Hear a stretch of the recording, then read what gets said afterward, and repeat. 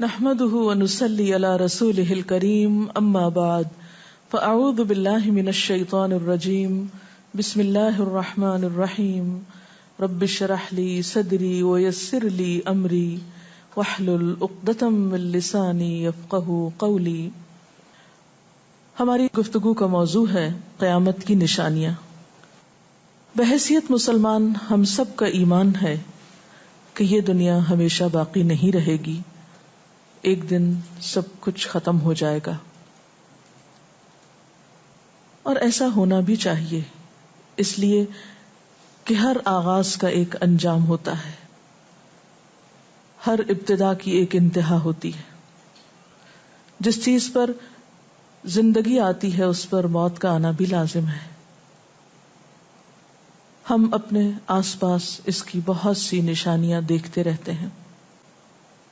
کائنات میں بہت سے دلائل بکھرے ہوئے ہیں جو ہمیں یقین دلاتے ہیں کہ ایک دن یہ سب کارخانہ بند ہو جائے گا، ختم ہو جائے گا، یہ دنیا فنا ہو جائے گی. وہ وقت قرآن پاک کے الفاظ میں زمین و آسمان پر بہت بھاری ہوگا، اور اس بھاری وقت کے آنے سے پہلے دنیا میں کچھ علامات نمودار ہوں گی. تو آج چند ایک احادیث آپ کی خدمت میں پیش کروں گی جو قیامت کی نشانیوں کے بارے میں ہیں. اس سے ایک تو ہمیں اپنے عمل کا جائزہ لینے کا موقع ملے گا، دوسرے ان سے یہ بات سامنے آتی ہے کہ نبی صلی اللہ علیہ وسلم کی باتیں کتنی سچی باتیں تھیں. وہ لوگ جو حدیث کا انکار کرتے ہیں یا احادیث کا مذاق اڑاتے ہیں، وہ ان احادیث کی روشنی میں آج کے حالات کو دیکھ سکتے ہیں کہ آپ صلی اللہ علیہ وسلم نے اللہ تعالی کی بھیجی ہوئی وحی کی روشنی میں جو باتیں فرمائیں آج وہ ہم اپنی آنکھوں سے دیکھ رہے ہیں. بہرحال اس وقت میرے سامنے حضرت ابو ہریرہ رضی اللہ تعالی عنہ کی حدیث ہے جسے ابن خزیمہ نے روایت کیا ہے. رسول اللہ صلی اللہ علیہ وسلم نے فرمایا، قیامت کی نشانیوں میں سے ہے کہ آدمی مسجد کے پاس سے گزرے گا مگر اس میں 2 رکعتیں ادا نہیں کرے گا. آج کتنے ہی لوگ ایسے ہیں کہ جن کے گھروں کے سامنے مسجدیں ہیں، وہ دن رات مسجدوں سے آوازیں سنتے ہیں لیکن مسجد کے اندر نہیں جاتے. نبی صلی اللہ علیہ وسلم کے زمانے میں اس بات کا تصور ہی نہیں تھا کہ کوئی شخص اپنے آپ کو مسلمان کہے اور پھر وہ نماز نہ پڑھے. اسی لیے ہم دیکھتے ہیں کہ منافقین ہر حال میں مسجد میں پہنچتے تھے، بلکہ انہوں نے اپنی ایک الگ مسجد بھی بنائی تھی یا مسجد نامی عمارت بنائی تھی. لیکن قیامت کے نزدیک مسجدوں کے پاس سے گزرنے والے مسجد نہیں جائیں گے. ایک اور حدیث میں آتا ہے، حضرت انس فرماتے ہیں رضی اللہ تعالی عنہ کہ اللہ کے رسول صلی اللہ علیہ وسلم نے فرمایا، لوگوں پر ایک ایسا دور آئے گا کہ ان میں اپنے دین کی حفاظت پہ صبر کرنے والا اس شخص کی مانند ہوگا جو آگ کے انگارے کو اپنی مٹھی میں تھامنے والا ہے. یعنی دین پر استقامت اور دین پر عمل اتنا مشکل ہو جائے گا بعض اوقات کہ جیسے ایک انگارہ ہاتھ میں لینا کہ انسان نہ لے سکے اور نہ پھینک سکے. ایک اور نشانی جو آپ صلی اللہ علیہ وسلم نے ہمیں بتائی وہ یہ کہ زمانہ قریب آ جائے گا، عمل میں نقص واقع ہوگا اور بخیلی پیدا ہو جائے گی، دل تنگ ہو جائیں گے. ایک اور حدیث میں آتا ہے کہ بخیلی کا عام ہونا قیامت کی نشانیوں میں سے ہے.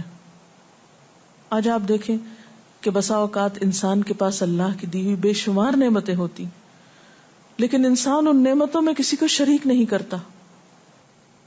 چھوٹی چھوٹی باتوں کو مائنڈ کر جانا، چھوٹی چھوٹی باتوں پہ ناراض ہو جانا، چھوٹی چھوٹی چیزوں کو حد سے زیادہ محسوس کر لینا، یہ سب کچھ شح کی وجہ ہی سے تو ہے، بخل کی وجہ سے ہی تو ہے. بخل صرف مال میں نہیں ہوتا، بخل تمام نعمتوں میں ہوتا ہے اگر ان میں اللہ کے دوسرے بندوں کو بطور شکر کے شریک نہ کیا جائے. ایک اور حدیث میں آتا ہے، مجموع الزوائد میں یہ حدیث روایت ہوئی ہے، رسول اللہ صلی اللہ علیہ وسلم نے فرمایا کہ لوگ سخت اور بخیل ہو جائیں گے، یعنی ان کے دل سخت ہو جائیں گے اور ان کے اندر بخل عام ہو جائے گا. ایک اور نشانی قیامت کی آپ صلی اللہ علیہ وسلم نے یہ بتائی کہ مساجد میں زیب و زینت بہت ہوگی، یعنی نمازی تو کم ہوں گے لیکن مسجدیں سجائی بہت جائیں گی.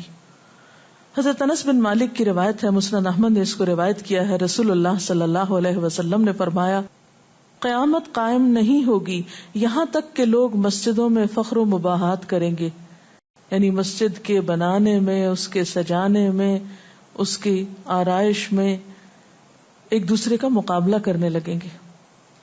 ایک اور حدیث میں آتا ہے کہ قیامت کی علامات میں سے ہے کہ لوگ مسجدوں کو سجایا کریں گے، یعنی اللہ تعالیٰ کو نماز پڑھ کے خوش کرنے کی بجائے مسجد بنا کے سجا کے خوش کرنے کی کوشش ہوگی. حضرت ابو الدرداء سے روایت ہے کہ جب تم لوگ مسجدوں کو سجانے لگو، قرآن کو مزین کرنے لگو تو تمہاری بربادی ہے، کیونکہ قرآن پاک پڑھنے کے لیے آیا، محض سجانے کے لیے نہیں. آج آپ دیکھیں کہ بسا اوقات ہم اسے پڑھتے کم ہیں، سمجھتے کم ہیں، اس کے مطابق زندگی نہیں بسر کرتے، لیکن خوبصورت انداز میں سنہری الفاظ میں لکھوا کر گھروں میں سجا دیتے ہیں. تو قرآن پاک سجانے کے لیے نہیں آیا، وہ تو ہدی للناس ہے، ساری انسانیت کی ہدایت کے لیے آیا ہے، لیکن ہم نے اس کا بس اتنا ہی فائدہ اٹھایا کہ اسے خوبصورت انداز میں لکھ کے تاکوں میں سجا دیا. اسی طرح ایک اور نشانی کہ انسان حلال حرام کی پرواہ نہیں کرے گا. رسول اللہ صلی اللہ علیہ وسلم نے فرمایا، صحیح بخاری کی روایت ہے، لوگوں پہ ایسا وقت ضرور آنے والا ہے کہ آدمی اس بات کی بالکل فکر نہیں کرے گا کہ جو مال اس نے حاصل کیا ہے وہ حلال ہے یا حرام ہے، یعنی کس ذریعے سے حاصل کیا ہے. ایک اور حدیث میں آتا ہے کہ قیامت سے پہلے سود پھیل جائے گا. ایک اور روایت میں آتا ہے کہ ہر شخص تک اس کا کچھ نہ کچھ غبار پہنچے گا، یعنی کچھ لوگ تو براہ راست اس میں انوالو ہوں گے اور کچھ لوگ انڈائریکٹلی اس سے متاثر ہوں گے.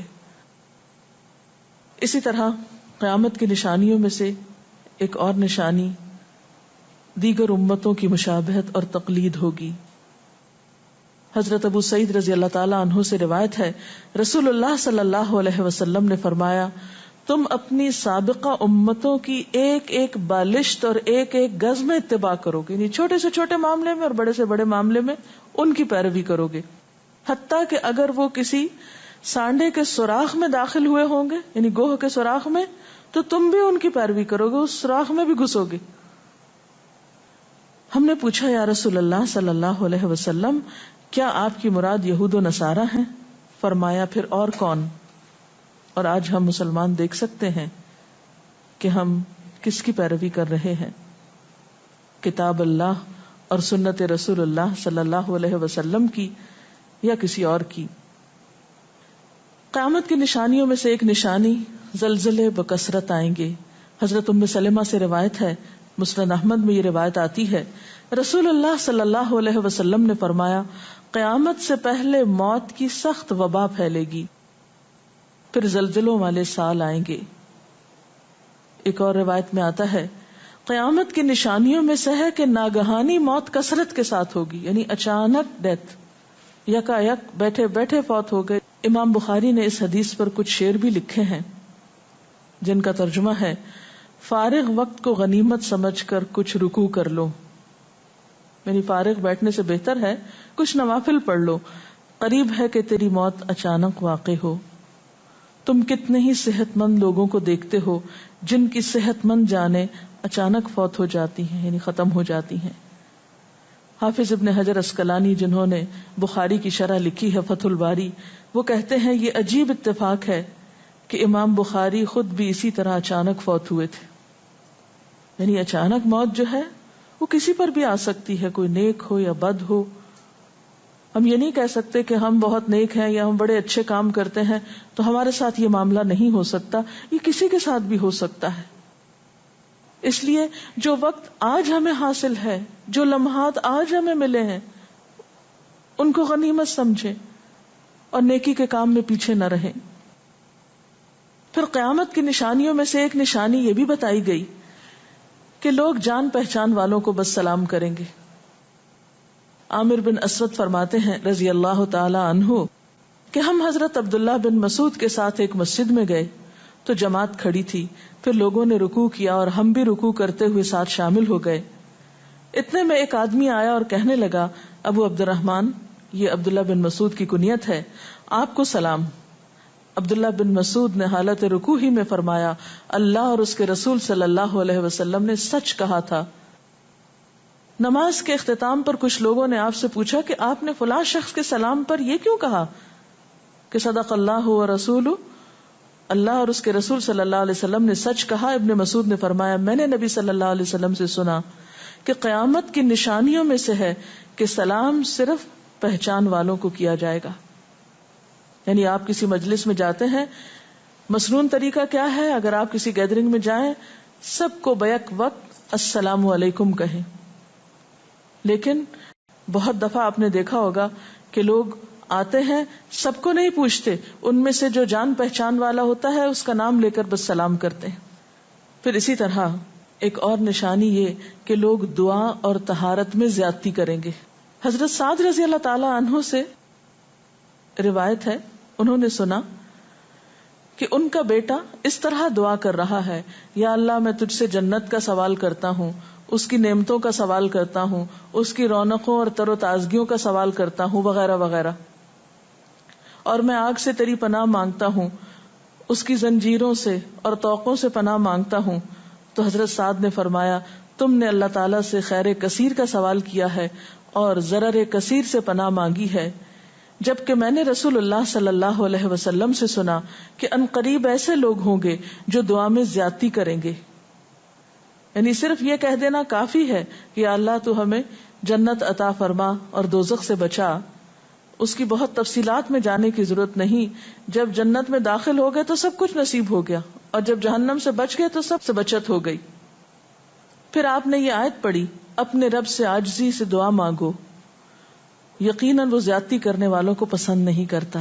یعنی دعاؤں میں زیادتی اور اس قسم کی تفصیلات یہ پسندیدہ نہیں ہے۔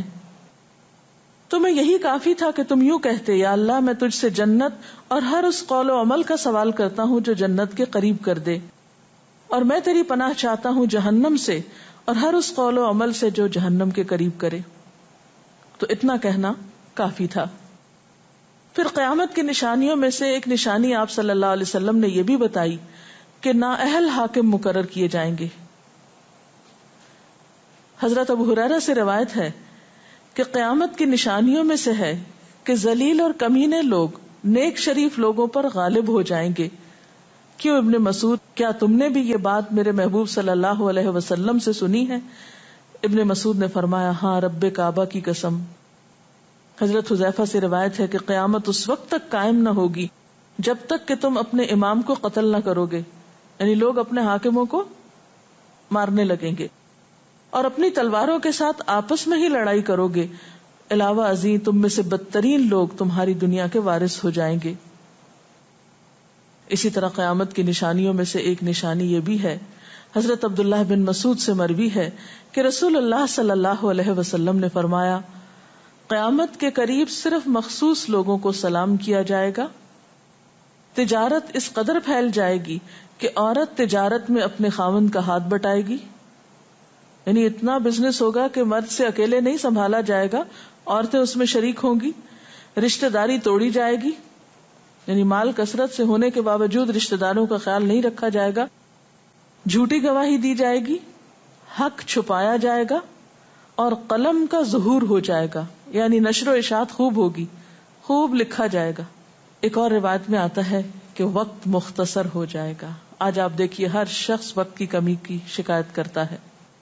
حضرت ابو ہریرہ رضی اللہ تعالیٰ عنہ سے روایت ہے، رسول اللہ صلی اللہ علیہ وسلم نے فرمایا، قیامت قائم ہونے سے پہلے یہ نشانی ظاہر ہوگی کہ زمانہ قریب آ جائے گا، یتقارب الزمان، سال مہینے کی طرح، مہینہ ہفتے کی طرح، ہفتہ دن کی طرح، اور ایک دن ایک گھنٹے کی طرح، اور ایک گھنٹہ آگ کے شعلے کی طرح تیزی سے گزرنے والا ہو جائے گا۔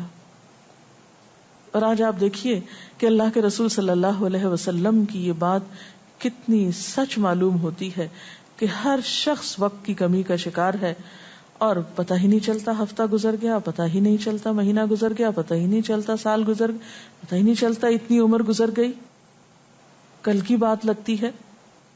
اور انڈائریکٹلی یہ اشارہ اس بات کی طرف کہ زندگی کی رفتار بہت تیز ہو جائے گی، یعنی فاسٹ لائف جس کو آپ کہتے ہیں اس کا شکار ہو جائے گا. ایک اور روایت میں آتا ہے کہ دنیا محبوب ہو جائے گی، موت سے نفرت ہو جائے گی. حضرت ابو ہریرہ سے روایت ہے، رسول اللہ صلی اللہ علیہ وسلم نے حضرت ثوبان سے فرمایا، اے ثوبان، اس وقت تمہارا کیا حال ہوگا جب دوسری امتیں تم پر اس طرح ٹوٹ پڑیں گی جس طرح تم کھانے کے برتن پہ ٹوٹ پڑتے ہو. ثوبان نے کہا، میرے ماں باپ آپ پہ قربان، اے اللہ کے رسول صلی اللہ علیہ وسلم، کیا اس وقت ہم تعداد میں کم ہو جائیں گے؟ فرمایا، نہیں، بلکہ تم کثرت میں ہوگے، لیکن اللہ تعالیٰ تمہارے دلوں میں وہن ڈال دے گا. صحابہ نے پوچھا، یا رسول اللہ صلی اللہ علیہ وسلم، وہن کیا چیز ہے؟ آپ نے فرمایا، دنیا سے محبت اور جہاد سے نفرت. اور ایک روایت میں آتا ہے، دنیا سے محبت اور موت سے نفرت. اسی طرح نیک لوگ آہستہ آہستہ کم ہو جائیں گے. رسول اللہ صلی اللہ علیہ وسلم نے فرمایا، نیک لوگ یکے بعد دیگرے رخصت ہوتے جائیں گے، فوت ہوتے جائیں گے. فضول لوگ باقی رہ جائیں گے، بیکار، نکمے، جس طرح جو کا بھوسا یا ردی کھجور باقی رہ جاتی. اللہ تعالیٰ ان فضول لوگوں کی کچھ پرواہ نہ کرے گا، کوڑے کرکٹ کی طرح ہوں گے جن کی کچھ پرواہ نہ کرے گا کہ ان کو پھینک دیا جائے یا کاٹ دیا جائے یا کہیں جلا دیا جائے. ایسے لوگوں کی اللہ تعالیٰ کو کچھ بھی ضرورت نہیں ہو. حضرت عمرو بن شعیب اپنے والد سے اور اپنے دادا سے روایت کرتے ہیں، رسول اللہ صلی اللہ علیہ وسلم نے فرمایا، لوگوں پر ایک ایسا وقت آئے گا کہ ان کی خوب چھانٹی صفائی کی جائے گی تو فضول لوگ باقی رہ جائیں گے اور نیک لوگ ختم ہو جائیں گے. پھر آپ نے اپنے دونوں ہاتھوں کی انگلیوں کو آپس میں ملا کر فرمایا، اس طرح ان کے وعدے اور امانتیں خلط ملط ہو کر رہ جائیں گے اور وہ اختلافات کا شکار ہو جائیں گے. یعنی نہ ان میں وعدوں کا پاس ہوگا، نہ امانتوں کی ادائیگی کا احساس ہوگا، اور وہ ایک ہی چیز جانیں گے اور وہ لڑائی جھگڑا، اختلافات. کیونکہ کوڑا کرکٹ ہے نا، کوئی وزن تو اس کا ہے نہیں، کوئی اصول تو ہے نہیں، کسی نیک کام میں استقامت تو ہے نہیں، بس جدھر کو پانی جا رہا ہے اس پہ بہ رہے ہیں، ہوا چل رہی ہے اس پہ اڑ رہے ہیں. تو ایسے نکمے اور بیکار لوگ باقی بچیں گے اور پھر ایک دن دنیا اپنے اختتام کو پہنچ جائے گی. ہر گھر میں فتنہ داخل ہو جائے گا. حضرت عوف بن مالک فرماتے ہیں کہ میں غزوہ تبوک کے موقع پر رسول اللہ صلی اللہ علیہ وسلم کی خدمت میں حاضر ہوا جبکہ آپ اس وقت چمڑے کے ایک خیمے میں تشریف فرما تھے. آپ نے فرمایا، قیامت کی 6 نشانیاں گن لو. پھر ایک ایسا عام اور تباہ کن فتنہ ہوگا کہ عرب کا کوئی گھر بھی اس کی لپیٹ میں آنے سے محفوظ نہ رہ سکے گا. تو اللہ تعالیٰ سے دعا ہے کہ وہ ہمارے ایمان اور عمل کی حفاظت فرمائے اور ہمیں نیکی کی توفیق عطا فرمائے، اپنی ذمہ داریوں کو صحیح معنوں میں پورا کرنے کی توفیق عطا فرمائے. اگر آپ کے ذہن میں کوئی سوال ہو تو آپ کر سکتے ہیں. جو لوگ قیامت کی ان علامات کا مذاق اڑاتے ہیں اور کہتے ہیں کہ یہ حالات تو بہت عرصے سے ہیں، قیامت آنی ہوتی تو آ چکی ہوتی، تو ہم کیا کر سکتے ہیں، انہیں کیسے سمجھا سکتے ہیں؟ دیکھیے کہ جو لوگ مذاق اڑانے پر تل جاتے ہیں ان کا کوئی علاج نہیں. نبی صلی اللہ علیہ وسلم کے زمانے میں بھی ایسے لوگ موجود تھے جو دین کے شاعر کا مذاق اڑاتے تھے. قرآن نے ایسے لوگوں کو منافق بتایا ہے. اور بات یہ ہے کہ جب قیامت آئے گی تو پھر کسی سے پوچھ کر نہیں آئے گی، اس کا وقت تو اللہ تعالیٰ کو معلوم ہے، اور جب آ جائے گی تو کوئی اس سے فرار حاصل نہیں کر سکے گا. آج ہمیں اللہ تعالیٰ نے اختیار دیا ہے، چاہیں تو کسی چیز کو مانیں اور چاہیں تو انکار کر دیں، لیکن جب اصل حقیقت سامنے آئے گی تو پھر ہم انکار نہ کر سکیں گے. آپ نے بتایا کہ قیامت کی نشانیوں میں ہے کہ طہارت میں بھی زیادتی کی جائے گی، تو اس سے کیا مراد ہے؟ اس کا معنی یہ ہے کہ لوگ طہارت حاصل کرتے وقت وسائل یا ریسورسز کو بہت ضائع کریں گے. مثلا یہ کہ وضو کرتے وقت بہت زیادہ پانی لنڈھانا، بہت صابن گرانا، اسی طرح نہاتے وقت بہت پانی ضائع کرنا. نبی صلی اللہ علیہ وسلم کے زمانے میں پانی کی قلت بھی ہوتی تھی، لیکن اس کے باوجود آپ صلی اللہ علیہ وسلم کی تعلیمات میں ہے یہ بات کہ ایک شخص کو آپ نے فرمایا تھا کہ خواہ تم دریا کے کنارے بیٹھے ہو پھر بھی وضو کے لیے اتنا ہی پانی لو جتنا تمہاری ضرورت ہے، یعنی بہت زیادہ پانی ضائع نہ کرو. آج ہم دیکھتے ہیں کہ بہت سے وسائل کے ذریعے پانی کا حصول بعض علاقوں میں بہت آسان ہو گیا ہے اور لوگ بہت ناقدری کے ساتھ پانی ضائع کرتے ہیں. مثلاً بعض دفعہ دیکھا گیا ہے کہ برش کرنے کے وقفے میں ٹیپ کھول دی جاتی ہے، بعض اوقات 5 منٹ تک ٹیپ میں سے پانی بہتا رہتا ہے اور آرام آرام سے لوگ اپنی طہارت اور صفائی کا اہتمام کرتے رہتے ہیں. تو کسی بھی طرح کے وسائل کو ضائع کرنا جو ہے وہ اسلامی تعلیمات کے خلاف ہے، خواہ وہ دین کے کسی کام کے کرنے میں ہی کیوں نہ استعمال کیے جائے، وضو جیسی چیز میں ہی کیوں نہ استعمال کیے جا رہے ہوں. تو طہارت میں مبالغہ آرائی کا مطلب یہی ہے، وسائل کا ضیاع. دعا میں زیادتی کا مقصد کیا لمبی دعاؤں کا بھی مراد یہ ہوگا؟ اصل میں دعا تو حسب ضرورت کی جا سکتی ہے، حسب موقع. کبھی آپ کے پاس وقت زیادہ ہوتا ہے تو آپ دیر تک بھی دعا کر سکتے ہیں، مخصوص اوقات میں، مخصوص قبولیت کی جگہوں پر.